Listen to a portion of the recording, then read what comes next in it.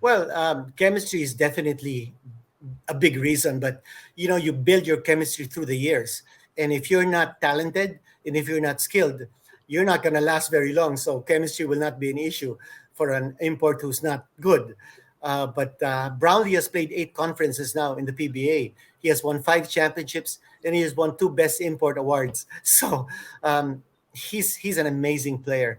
And if you watch that interview, um, was it already? Did you reach that part when Coach Tim Cohn explained when he scouted Brownlee? Was that In the already? summer league, I think. Yeah. Did he say that in part one, or Yeah, did? I Oh, remember okay. that. Oh, okay. Yeah. Because I don't know how they spliced it, how they edited Hmm. it. What's in part two? But Yeah. he did say that he scouted him in the summer league, but he wasn't the original choice. The original choice of import was Paul Harris Yeah, in the I remember that. 2016 Governors Cup. And when Paul Hmm. Harris got injured after one game, then they brought in Brownlee.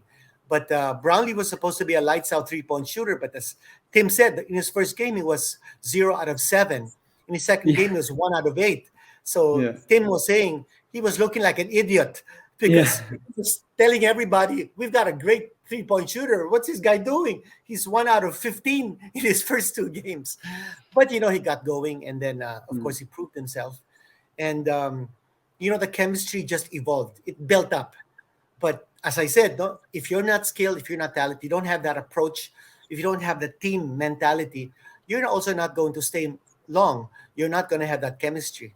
But you referred to the game, yung game 6, when he only had 2 points at the end of the first half. Yeah. It was really because Meralco was doubling him, Hmm. full denying him, and I think his mentality was, okay, if they're going to do this to me, I want to make them pay. I want to make sure that my local teammates are going to rise to the occasion and Moralco's going to pay for doing this to me. And they were tied 41 all at the end of the first half. But he also told himself, I can't always just give it to my teammates. I've got to do something to make myself free and available. So there were adjustments that they made to get him free. It's very much like what Miami did to Trey Young in game number Yeah. 5. You watch that Yeah. game. It's exactly what except that Miami did it to Trey Young the whole game. Morocco Hmm. just did it to Brownlee one half. They didn't do it in the second half. Yeah. But then, because he never made adjustments, I think Coach Tim referred to a play called corner out, where Hmm.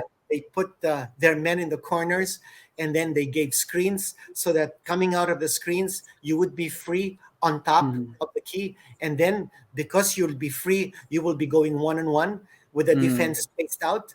So, there were many adjustments that he did, but that's because Coach Tim is such a great coach. But Hmm. also, having said that, Diego, I think Coach Norman Black did an awesome job. Yeah, And I I think, agree. I think if without those delays, I'll tell you, without those Yeah. delays, I think Baralco would have won a championship. I Hmm. honestly think so.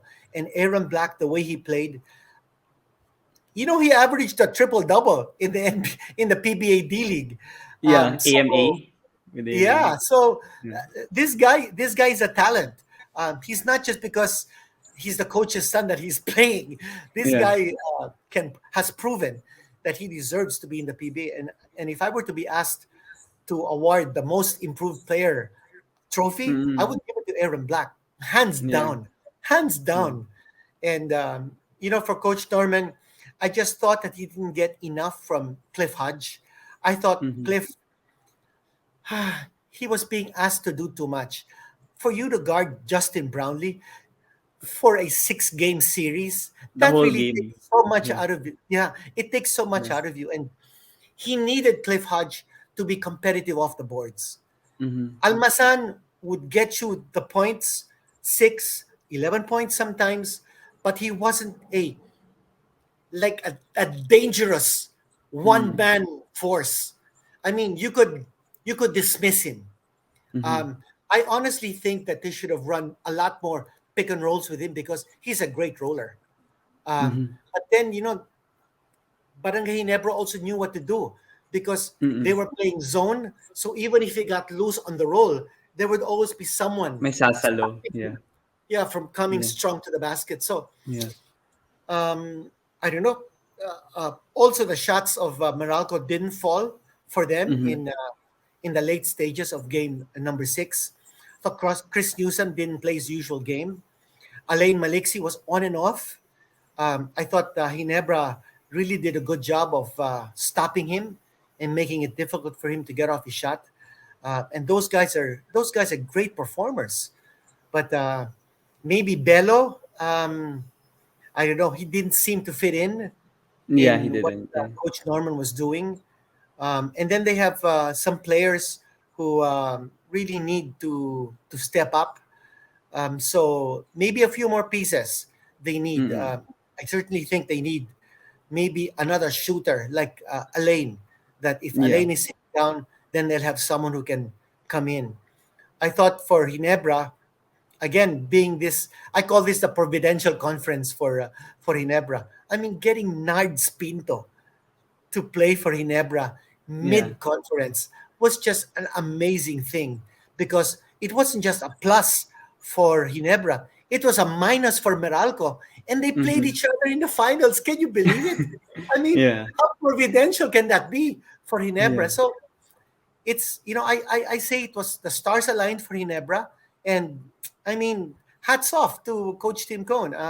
He did what he had to do to win, and it was destiny for them to win. But I'm sure that Meralco's going to get another shot, and inevitably, Coach Norman is going to get that championship for Meralco.